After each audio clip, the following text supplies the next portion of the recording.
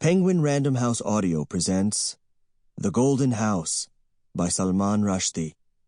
Read for you by Vikas Adam. To Alba and Francesco Clemente, through whose friendship and hospitality I came to know the gardens. Give me a copper penny, and I'll tell you a golden story. The cry of street corner storytellers in ancient Rome, quoted by Pliny. Ours is essentially a tragic age, so we refuse to take it tragically. The cataclysm has happened. We are among the ruins. We start to build up new little habitats to have new little hopes. It is rather hard work. There is now no smooth road to the future, but we go round or scramble over the obstacles. We've got to live, no matter how many skies have fallen. D.H. Lawrence, Lady Chatterley's Lover.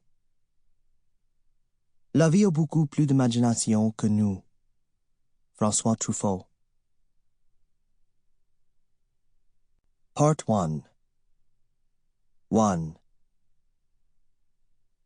On the day of the new president's inauguration, when we worried that he might be murdered as he walked hand in hand with his exceptional wife among the cheering crowds, and when so many of us were close to economic ruin in the aftermath of the bursting of the mortgage bubble, and when Isis was still an Egyptian mother goddess, an uncrowned 70-something king from a faraway country arrived in New York City with his 3 motherless sons to take possession of the palace of his exile, behaving as if nothing was wrong with the country or the world or his own story.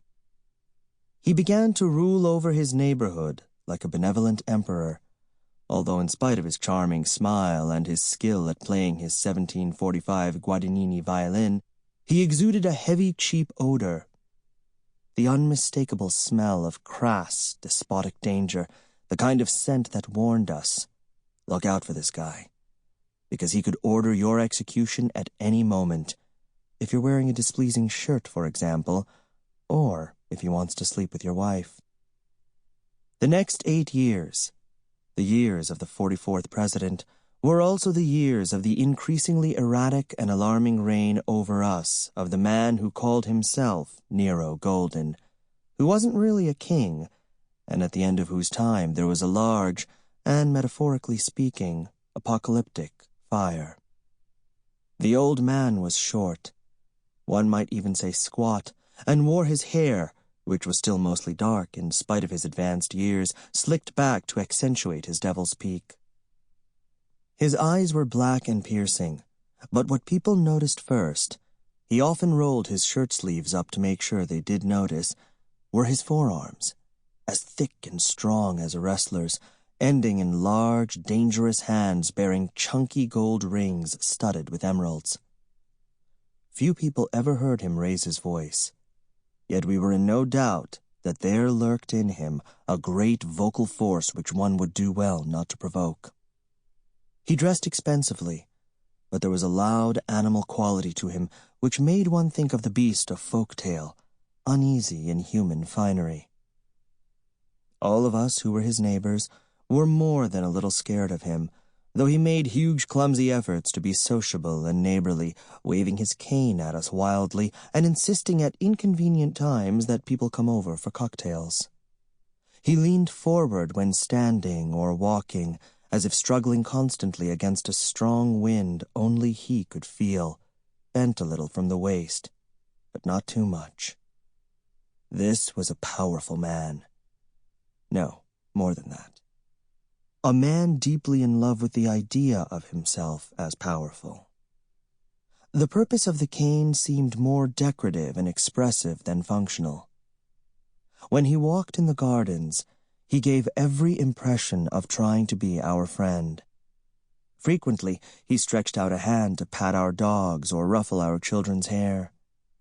But children and dogs recoiled from his touch. Sometimes, watching him, I thought of Dr. Frankenstein's monster, a simulacrum of the human that entirely failed to express any true humanity. His skin was brown leather, and his smile glittered with golden fillings. His was a raucous and not entirely civil presence, but he was immensely rich, and so, of course, he was accepted. But in our downtown community of artists, musicians, and writers, not, on the whole, popular. We should have guessed that a man who took the name of the last of the Julio-Claudian monarchs of Rome and then installed himself in a domus aurea was publicly acknowledging his own madness, wrongdoing, megalomania, and forthcoming doom, and also laughing in the face of all that. That such a man was flinging down a glove at the feet of destiny and snapping his fingers under death's approaching nose, crying, "Yes, compare me if you will to that monster who doused Christians in oil and set them alight to provide illumination in his garden at night, who played the lyre while Rome burned." There actually weren't any fiddles back then. "Yes, I christen myself Nero of Caesar's house, last of that bloody line, and make of it what you will. Me? I just like the name." He was dangling his wickedness under our noses, reveling in it, challenging us to see it, contemptuous of our powers of comprehension, convinced of his ability easily to defeat anyone who rose against him.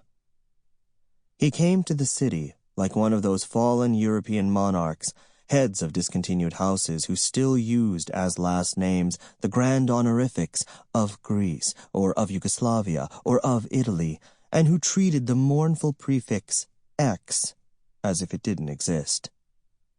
He wasn't X anything, his manner said. He was majestic in all things, in his stiff-collared shirts, his cufflinks, his bespoke English shoes, his ways of walking toward closed doors without slowing down, knowing they would open for him. Also, in his suspicious nature, owing to which he held daily separate meetings with his sons to ask them what their brothers were saying about him. And in his cars, his liking for gaming tables, his unreturnable ping-pong serve, his fondness for prostitutes, whiskey, and deviled eggs, and his often-repeated dictum, one favored by absolute rulers from Caesar to Haile Selassie, that the only virtue worth caring about was loyalty. He changed his cell phone frequently, gave the number to almost no one, and didn't answer it when it rang. He refused to allow journalists or photographers into his home, but there were two men in his regular poker circle who were often there. Silver-haired Lotharios, usually seen wearing tan leather jackets and brightly striped cravats, who were widely suspected of having murdered their rich wives, although in one case no charges had been made, and in the other they hadn't stuck. Regarding his own missing wife, he was silent. In his house of many photographs, whose walls and mantelpieces were populated by rock stars, Nobel laureates, and aristocrats, there was no image of Mrs. Golden, or whatever she had called herself.